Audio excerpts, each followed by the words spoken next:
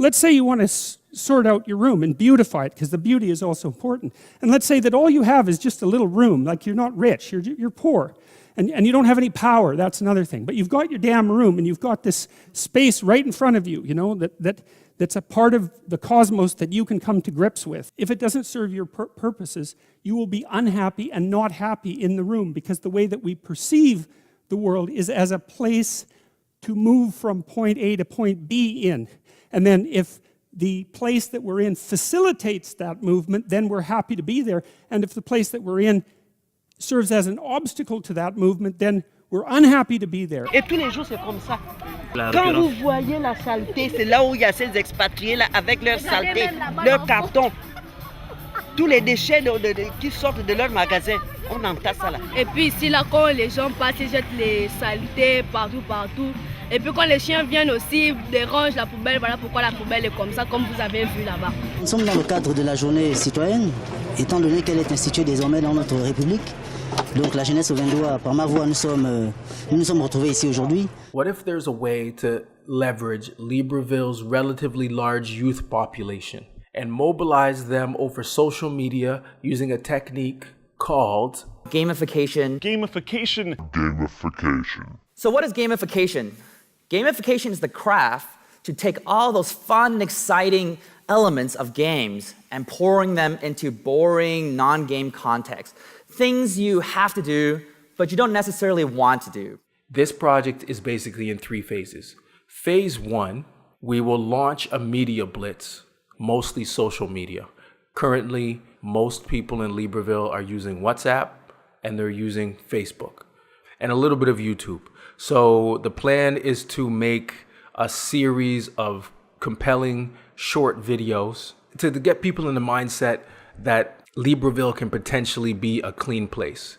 So this will involve a video content creation team that will continue to make dozens and dozens of video content that will appear on Facebook, YouTube. We'll put together a team of growth hackers. They know what videos get the most clicks. They know how to tap into different demographics. They know how to tap into different age groups. We'll have a team of social media experts who will be in these social networks, engaging with people, engaging in a conversation, posting these videos, starting debates, starting discussions, comments, liking. And during this whole process, we'll be collecting data, seeing how people respond to certain issues, seeing what resonates with people, what doesn't. In addition to this, I want to have a virtual reality expo here in Libreville where we develop a virtual reality application and they can actually pre-visualize what Libreville could look like in the future in this virtual reality app. Phase 1 is all about pre-visualization. So there'll be a virtual reality app, an augmented reality app that'll be similar to Pokemon Go, where people will go around the city and when you see garbage, you take a picture of it. Your phone already has location on, so it's a Facebook application. Here we are at the corner of the street, and as you can see, there's lots of litter. This is definitely the sort of problem we'd use the Love the Square Mile app to report, and let me show you how it works. It's really simple. You begin, the app automatically locates where you are using a GPS on your phone. Press next and choose to take a photo. Then take a picture of the problem. You can press use, you can retake the photo if you need to. Press next, and then you add a description using the categories, and you can type something in there as well. Press next, and then send the report. When the report's done and we receive it back at the Cleansing Services Department, we'll get one of our crews to go out straight away and deal with the problem. And we'll develop it in such a way that they get rewards. It'll all be on Facebook. It'll be fun. It'll be similar to Pokemon Go, an augmented reality app, but it'll work within Facebook. And it'll be all about getting people in the mindset of having a clean Libreville. And all of this is designed to create a little bit of controversy and get the kids out there. We'll have online petitions. We'll have all kinds of things to get people into the mindset that we need to clean up the water bottles, get rid of the plastic, that we need to change our habits. I also want to hire spokespeople, young, Gabonese spokespeople and get them well versed on this subject matter and have them on all social media networks, on Facebook, on WhatsApp, talking to people, debating with people. We could have them going on TV shows as pundits on Gabonese television, not just here in Libreville, but also in other markets where Gabonese people are watching, whether that be in France or the US. Facebook pages with videos and photos, making fun of all the pollution, getting people arguing about it. Instagram pages, getting people angry about the current state of the beach, all geotagged, all gamified. So that's phase one. At the same time that we have the media blitz, while phase one is going on, we have a negotiation team working in the background to source companies who will recycle the plastic that we will be collecting in phase 2 and 3. My name is Bilikis Adebi Abiola, and I started a recycling company in Lagos, Nigeria.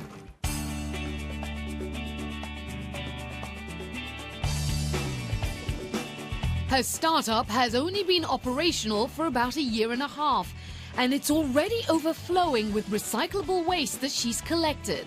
So behind me is our original sorting area, but we kind of outgrew it, and we had to come outside and put the waste outside. You'll see here is where we keep the plastic bottles. The material is sorted and then it's bagged into one of those jumbo bags, and then it's taken to a recycler that will use it to make a new product. The recyclers come and they collect the plastic bottles, the pure water sachets, and the cans, and they weigh the waste.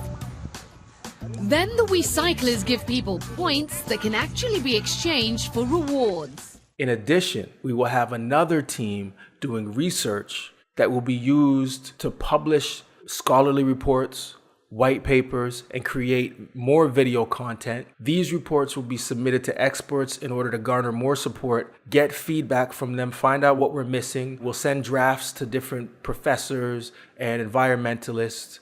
But we definitely need, this project has to have the support of the scientific community and the academic community. So phase one, we introduced the problem. Phase two is now we introduce the solution.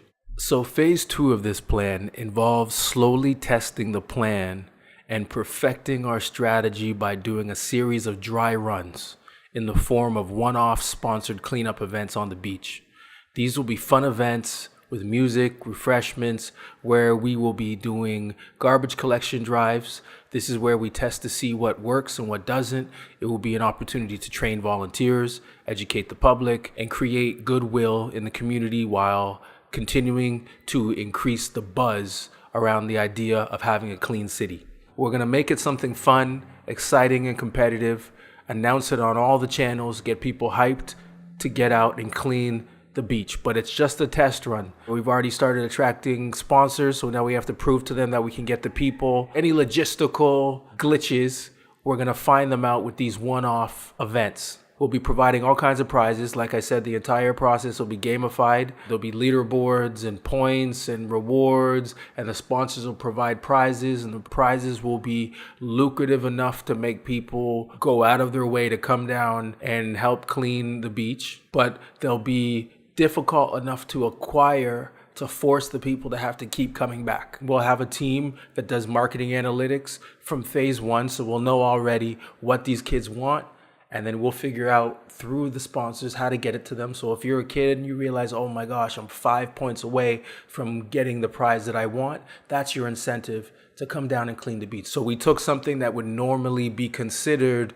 a tedious task, cleaning things up, and we made it exciting. We made it an event of city pride, neighborhood pride, national pride. Once we know that it's perfected, once we've done all the events, once the sponsors are happy, once we've attracted donations and there's a lot of buzz, now we're getting ready for phase three. Now in phase three, we take what used to be occasional cleaning events and we turn them into a gamified experience that happens 24 hours a day, 7 days a week.